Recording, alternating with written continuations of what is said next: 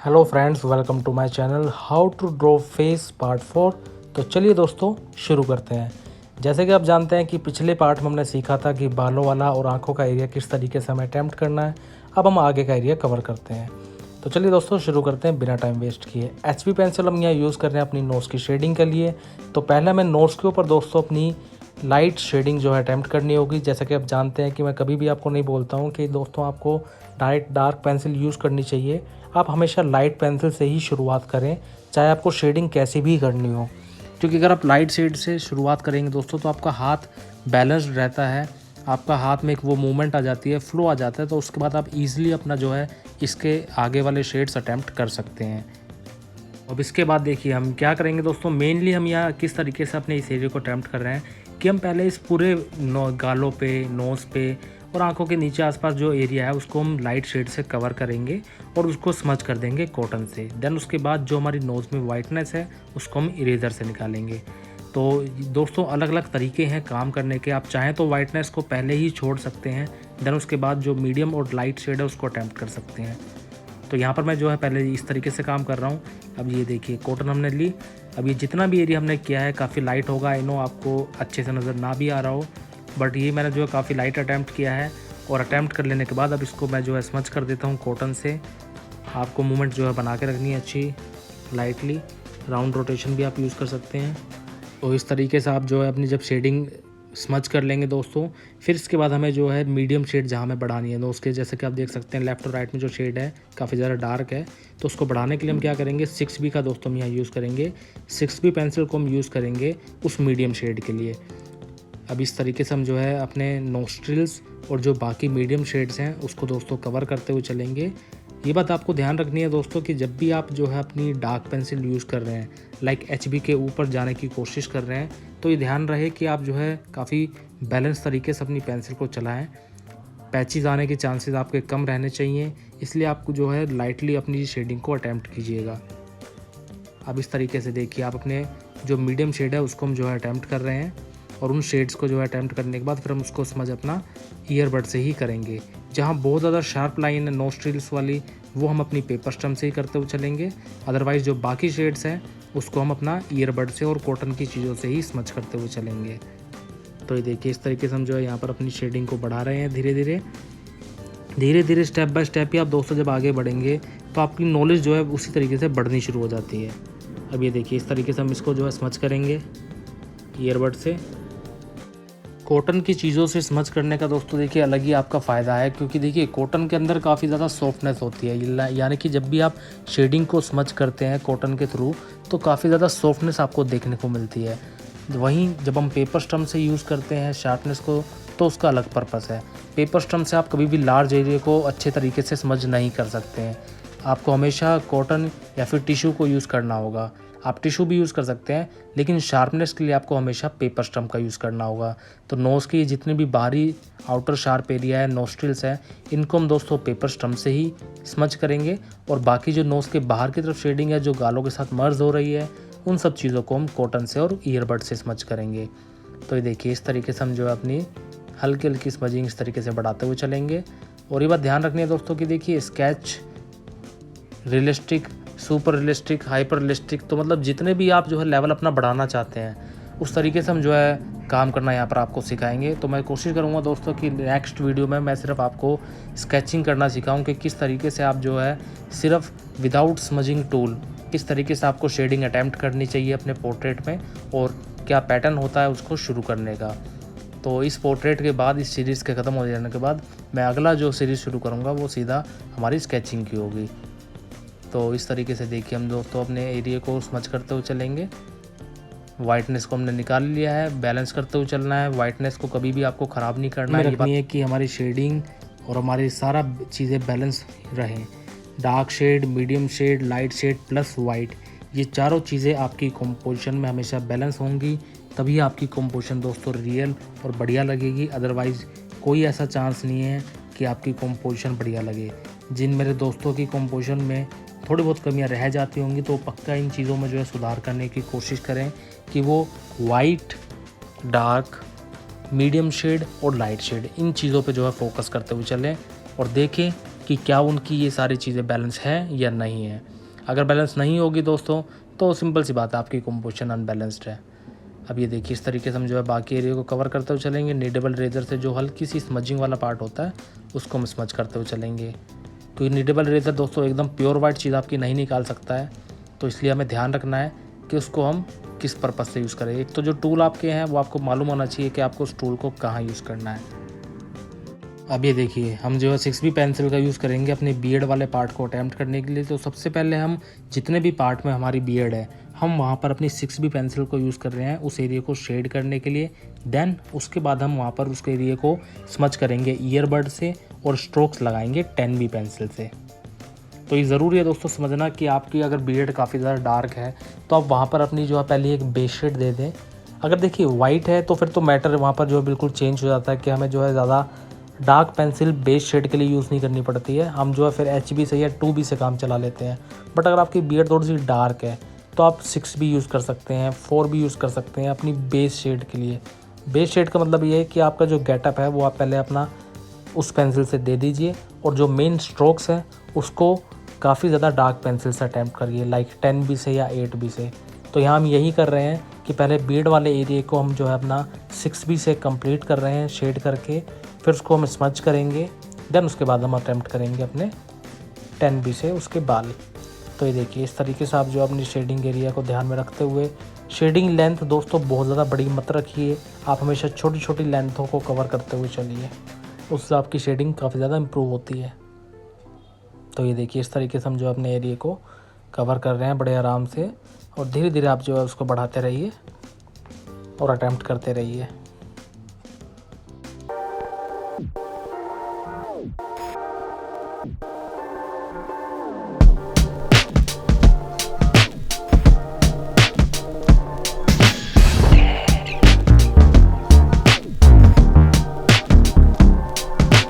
भी हम अपनी जो है डार्क शेड को अटैम्प्ट कर लेते हैं। जो हमारी शेडिंग आ रही है, हालांकि है वहाँ पर बियर्ड ही है, बाल ही है, बट हम पहले शेडिंग अटैम्प्ट करेंगे उसके बाद ही हम जो है फिर अपने बालों को बनाएंगे। तो ये एरिया अटैम्प्ट कर लेने के बाद अब हम इसमें दोस्तों अपना ईयरबड से स्मजिंग करनी शुरू कर देंगे। बहुत सॉफ्टली आपको जो है चीज़ें अटैम्प्ट करनी है दोस्तों। ये नहीं सोचना है कि बियर्ड है तो आप उसको ज़्यादा रफली जो है यूज़ करेंगे, नहीं, आपको जो है सॉफ्टली उसको हैंडल करना है। हल्के हाथों से आप उसको स्मच करिए, बड़ा ही मज़ा आएगा आपको दोस्तों जब आप रियलिस्टिक पोर्ट्रेट पे काम करेंगे और बड़े ही ध्यान से करेंगे। तो देखिए दोस्तों जब भी आप पोर्ट्रेट करना शुरू कर रहे हैं और रियलिस्टिक करना चाहते हैं, आप चाहते हैं कि आपका रिज़ल्ट थोड़ा सा अच्छा है, तो आपको थोड़ा सा पेशेंसली दोस्तों काम करना होगा ताकि ये रिज़ल्ट आपको उस तरीके से मिले जैसा कि आप चाहते हैं। तो इसी बात को ध्यान में रखते हुए दोस्तों आप अपने किसी भी कंपोजिशन को शुरू करें। तो ये देखिए दोस्तों इस तरीके से हम इसको जो है स्मच करते रहेंगे, और स्मचिंग कर लेने के बाद फिर हम इसमें जो अपने बालों वाला एरिया है, जो हमें बियर्ड के बाल बनाने हैं, वो हम अपनी 10B पेंसिल यूज़ करेंगे। क्योंकि देखिए 10B काफ़ी ज़्यादा डार्क पेंसिल है हमारी 6B और 8B से। तो 6B और 8B की शेडिंग की अगर बेस शेड हो जाए तो आराम से हम उसके ऊपर बालों के स्ट्रोक दिखा सकते हैं। तो ये देखिए दोस्तों इस तरीके से हम अपनी जो साइड की शेडिंग है उसको भी स्मच करते हुए चलेंगे। फ़ायदा ये है दोस्तों कि देखिए जब हम ईयरबड को किसी डार्क शेड के ऊपर अटैम्प्ट करते हैं तो उसमें जो पाउडर रह जाता है, उस रह जाने वाले पाउडर को आप स्किन शेड के लिए यूज़ कर सकते हैं, जहाँ पर कि अगर आपको लाइट शेड चाहिए या थोड़ी मीडियम शेड चाहिए तो ये अच्छी बात है दोस्तों। आपको इस तरीके से टूल्स को यूज़ करना सीखना होगा। तो ये देखिए इस तरीके से हम इसको अटैम्प्ट कर लेंगे। जो गालों की शेड आ रही है वहाँ पर भी हम जो है इसको बढ़ा देंगे।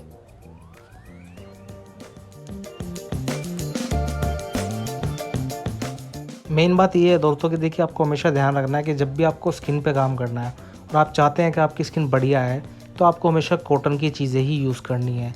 सॉफ्ट होती हैं, लाइट होती हैं, बड़ा ही अच्छा इफेक्ट देती हैं हमारी स्किन में। तो बेबी स्किन पे भी मोस्टली जो है हमारी कॉटन यूज़ होती है, और इवन आप कितनी बड़ी स्किन जो है अटैम्प्ट कीजिए उसके लिए आपको कॉटन का यूज़ करना ही होगा। तो ये देखिए कॉटन और कॉटन बड जो है काफ़ी ज़्यादा सॉफ्ट इफेक्ट आपके शेड को दे देते हैं, जिससे कि गेटअप आना थोड़ा आसान हो जाता है। तो ये देखिए हम जो है आने वाली सीरीज़ में मैंने आपको जैसे बताया भी था कि अगला जो है सीरीज़ हम शुरू करेंगे उसमें सिर्फ हम पेंसिल शेडिंग यूज़ करेंगे, नो स्मजिंग टूल।